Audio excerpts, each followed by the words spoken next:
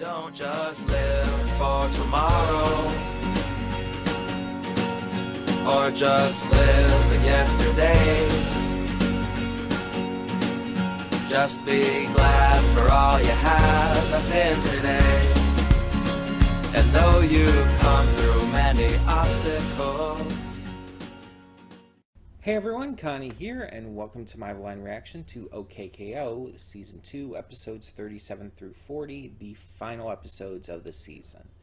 So, we are finally here, finally getting to the finale, and I'm just wondering how it's going to end, because we've gotten a little bit with, a little bit with the main story in this season, but not a lot. In fact, very little, I feel. So I'm just wondering, what are they going to do? Because I know Season 3 is the final season. I know that they probably are going to do quite a bit in there, but how are they going to end off this one? The big things that they've had done, for sure, is KO kind of working along a little better with TKO, as well as Professor Venomous now partnered up with Boxman. So, I feel like there's got to be something with that. But I don't know. We'll have to see.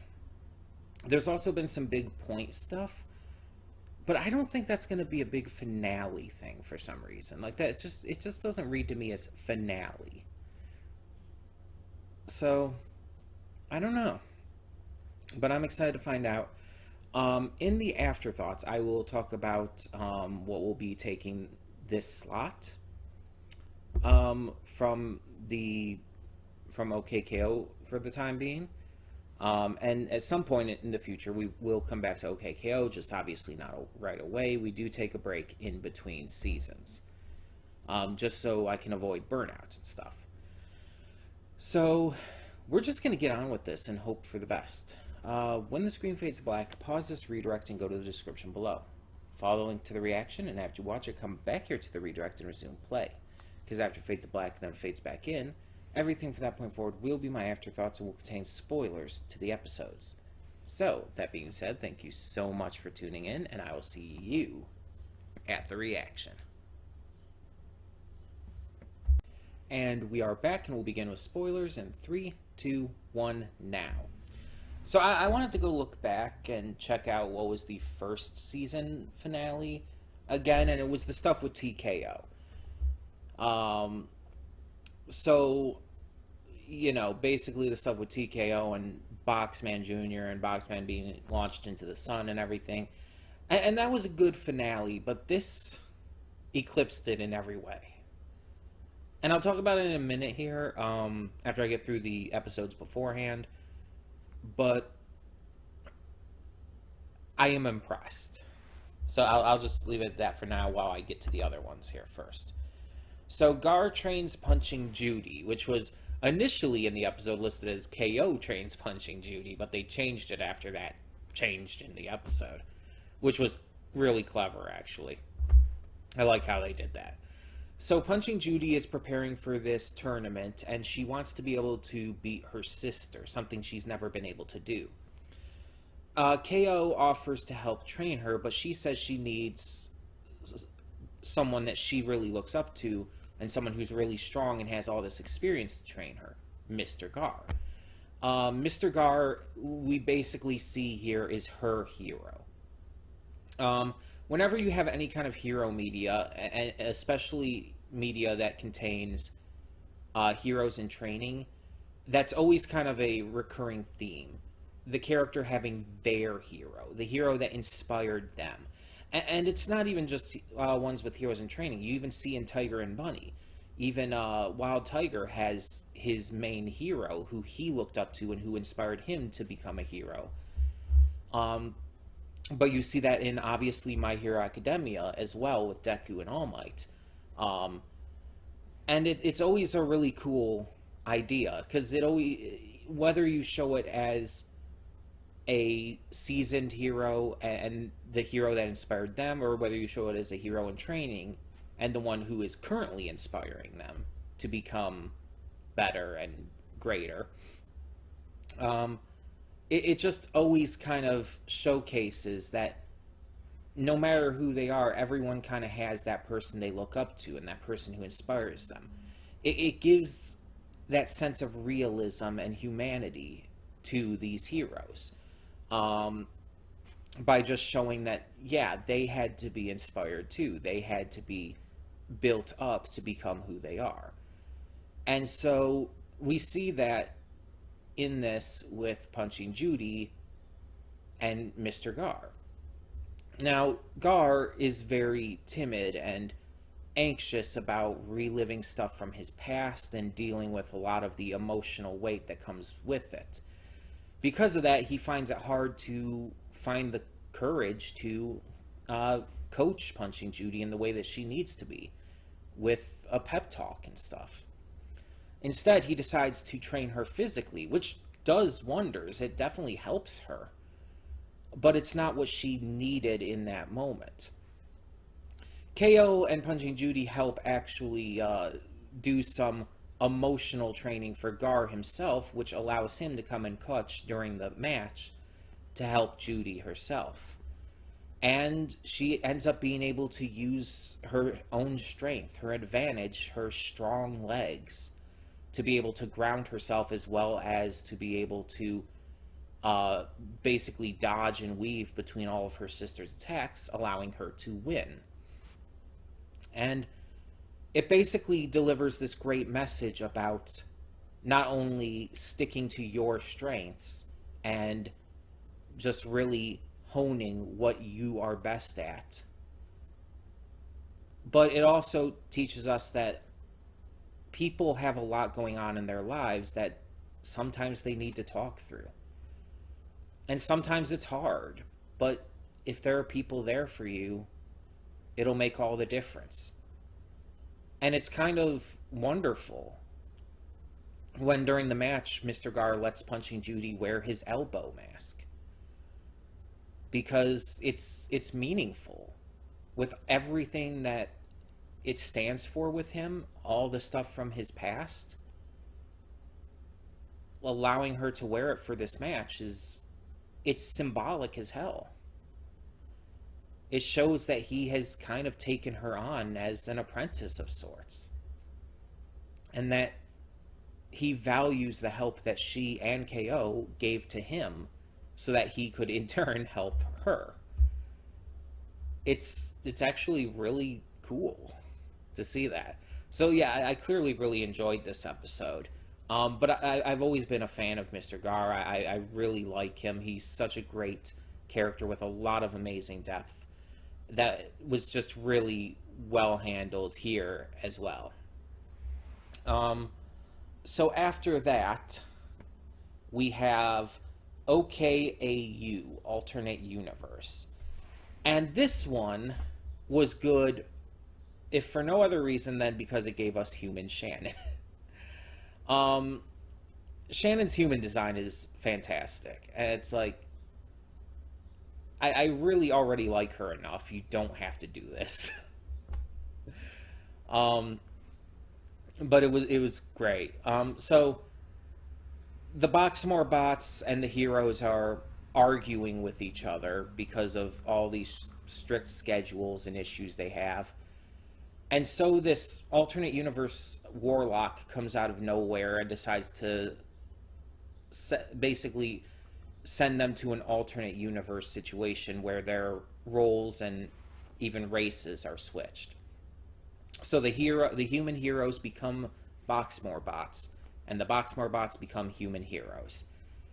And honestly, their positions aren't really that different. They're both made to do a shit ton of hard labor, and a lot of times they can get on each other's nerves. The only big difference is that the human heroes work under Gar, who is, while he's intense, he's a good person, a really good person.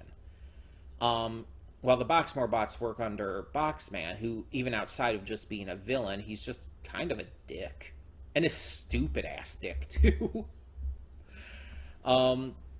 But we get to see some shenanigans with them before they come back together again. The new Boxmore bots and the new human heroes, and they just start fighting again. They just start arguing. The Warlock comes back in, they're like, wait, who are you? Because it's a different universe. They don't know him in this universe. And so he starts going through these other alternate universes, and it's like there's like a babies one, like you think of like Baby Muppets and all. I don't know why that's specifically what I thought of, but it is.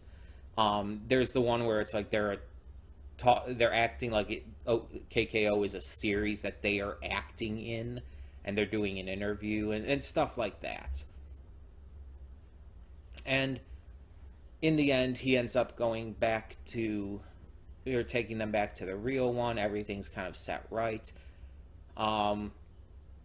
Yeah, it was a kind of a fun, frivolous episode before the finale, just for the shits and giggles, for kind of a little bit of a fourth wall gag and everything. That's kind of all it was. But it was smart to have that before the finale, because the finale, Dark Plaza, was hyper intense. Like, you go from the finale of season 1, where it's like, oh yeah, this is big stuff, this is heavy lore stuff, this is exciting, there's a lot here. But then you come to the season 2 finale, it's like, they basically stepped that up like tenfold. They actually worked out having P.O.I.N.T as the finale for this. I was even saying in the pre-thoughts, it's like, I didn't think it was going to be P.O.I.N.T. I didn't think that would be big enough. I thought it would make more sense to have it be something with Boxman and Professor Venomous. I didn't see how they would make it big enough with P.O.I.N.T, but having Foxtail basically go all super villain and not only just take over the plaza, but just stealing all the glorbs to fuel the heroes for pure power's sake. It's like, like I said in the reaction, there is no positive way you could spin that. There is no positive way to spin that. Like, Foxtail was 100% being a villain there. She was 100% being a villain. She was 100% in the wrong, and was acting out of evil intent, even if she didn't realize it. Like, of course, okay, I can't say actually that she was acting out of evil intent. I can't say that. Her actions were evil, but the intent, I wouldn't say, was completely evil. Her intent was that she didn't want to lose any other hero. She wanted heroes to be strong enough so that there was no chance of the events of the past that we saw with like Gar and Carol and all them. There was no chance of that kind of thing happening again. She was afraid of that kind of thing happening again. So she was so invested in strength, in power, and in making the other heroes of P.O.I.N.T and around her to be as powerful, that it just clouded her mind to the fact that the actions she was taking to achieve this were evil. And so she had to basically be forced into realizing this. And it was so intense. Like, they took over the plaza, and for 2 whole months they were in control, and everything was basically fucked, to the point where it's like this dystopian resistance group having to pop up. And it's like, oh, I was not expecting that. You see them, they all have these like dystopian resistance outfits and like the triangle tattoo under the eye kind of thing going on. It's like, oh my god. And they're like doing all these plans to try and take back the plaza and everything. That results in this big fight between a mecha version of the plaza named Plasma. I think it was Plasma. But taking on Foxtail and Elodie. And I'm so fucking happy that Elodie resisted in the end and turned against Foxtail, because she realized it was wrong. And it's just continuing the amazing growth and development for Elodie as a character. And so we see they're fighting, and Foxtail seems to have the upper hand because of their shields, as well as the fact that they have this depowering ray that takes away temporarily the powers of anyone who has them, I guess. So while they're fighting, Elodie turns down the power of the ray, as well as eventually opens up the windshield after the ray is deflected back at them. She's basically had enough of it and chooses to be a hero rather than following the villainous ways of her leader. And after Foxtail is depowered, she breaks down. Because she was doing this for good intention, but she was scared, like I said, afraid to have a repeat of the horrible things that had happened in the past. And so being depowered was kind of her worst fear in this regard. She was so power hungry because she wanted to be able to protect others. A heroic thought, for sure. And luckily, because of Elodie's actions, and because of KO reaching her afterwards, she was able to see the error of her ways and even realize that it's like her time is done. That because of these actions and because of just the kinds of just draconian thoughts that she has about heroes and power and everything, she realized that she had to step down as the leader of P.O.I.N.T. And honestly, I will give her massive credit for that. For understanding her mistakes being that bad and being willing to face punishment for it.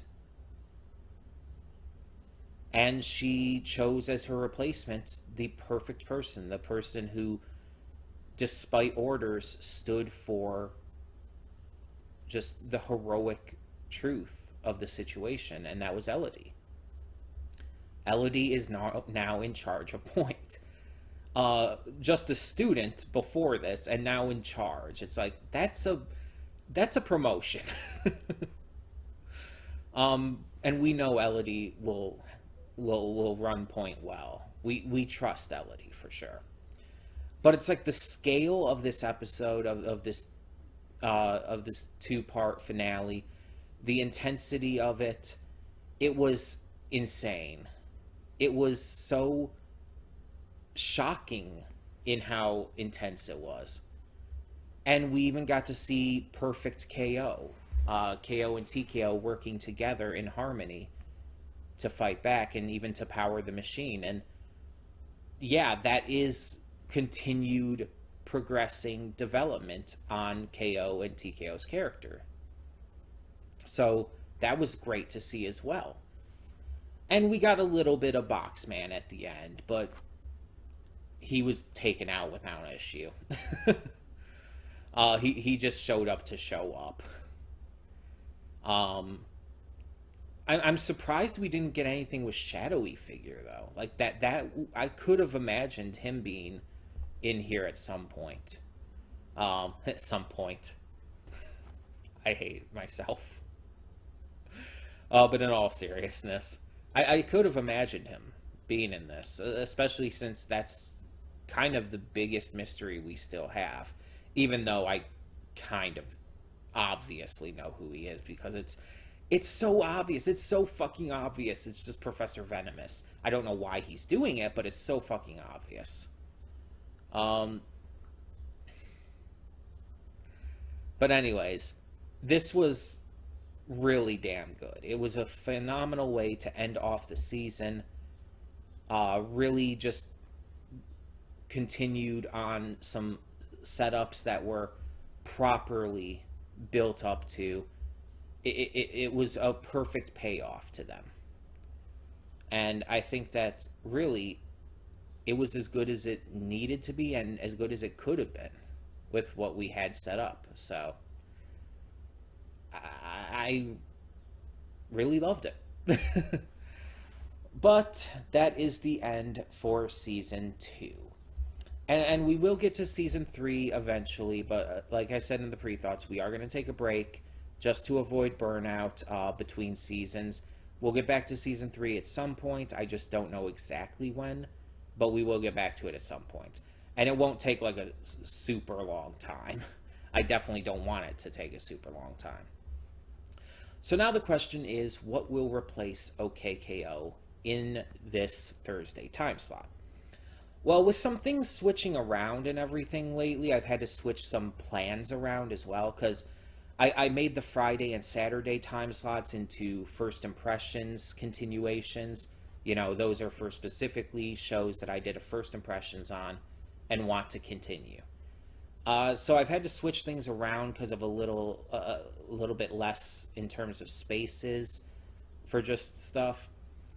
And so I've been really kind of just working over it in my head as to what I would come back to next in this slot. And it's kind of came down to two options. Either I get back to Proud Family, Louder and Prouder, or I return to Hilda. And I already said, no matter what, we are returning to Hilda. That is something I already planned to get back to. It's been a long time, and I want to give it another chance. And then Proud Family, Louder and Prouder, we recently put on hiatus because of, bringing back other things, and then I wanted to take a break because I felt like the show, with the serious topics it handles, could very easily, burn me out in that regard. Because lately, those serious topics have kind of gotten to me a little bit.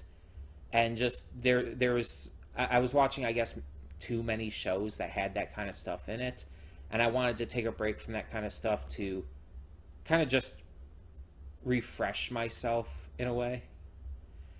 So the question is, am I ready to return to that now, or do I still want to take some time off for Hilda and then come back to that later?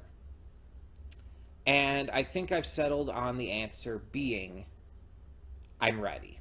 I'm ready to get back to Proud Family. I think I've taken enough time off, and Proud Family isn't as bad as some stuff like Doom Patrol, so it's a little easier to get back into than something like that that's really fucking heavy.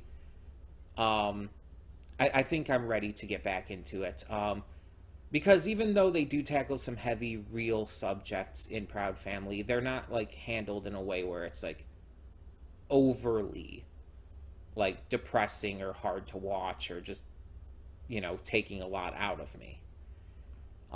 That is definitely more Doom Patrol. But we will be getting back to Doom Patrol as well, but that's in a donation reward slot anyway. That's a different slot as it is. But yeah, so I think we're ready to get back to Proud Family, Louder and Prouder, starting with episode 5 next week. And we'll go through the end of the season, which there's 10 episodes. And then after that, we'll probably already have Hilda going because Owl House will be done by that point, and I'm going to be converting that slot back into a Connie's Choice slot because that was only a donation reward slot again because I wanted to get to that and not wait for it. I didn't want to wait for Owl House.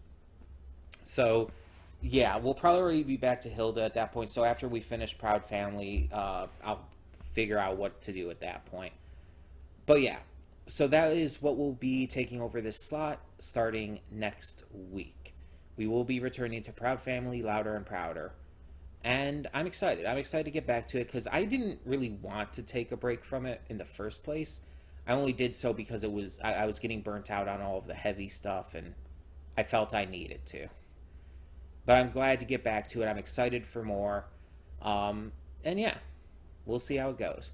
But in the meantime, tell me in the comments below, what did you think of these final episodes of OKKO Let's Be Heroes Season 2? Did you enjoy that finale as much as I did? And as always, if you know where this goes with Season 3, no spoilers. I want to remain spoiler-free. I want to go into Season 3 without knowing where it's going to go, outside of the tiny little bit I already do know, just because, stuff's been everywhere online. So tell me your thoughts down below, and thank you so much for tuning in. For now, I'm Connie, and I'm signing off. See you all next time.